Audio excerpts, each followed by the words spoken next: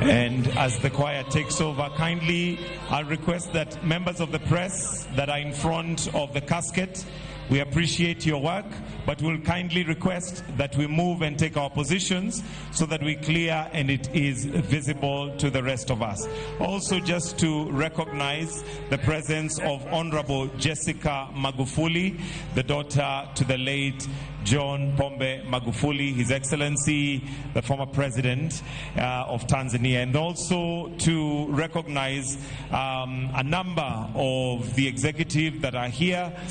To mention just a few, we have CS Soipantuya, CS Murkomen, we have the Attorney General, we have the former Vice President, Honorable His Excellency Kalonzo Musyoka, we have CS Mbadi, CS Opio Wandai, CS Adan Duale, CS Joho, and many other dignitaries, and we'll continue to recognize them as they come in. We have principal secretaries present, but also pleased to appeal to members that are in front of the casket, please let us clear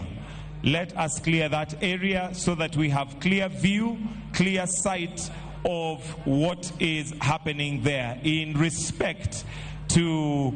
His Excellency Raila Amolo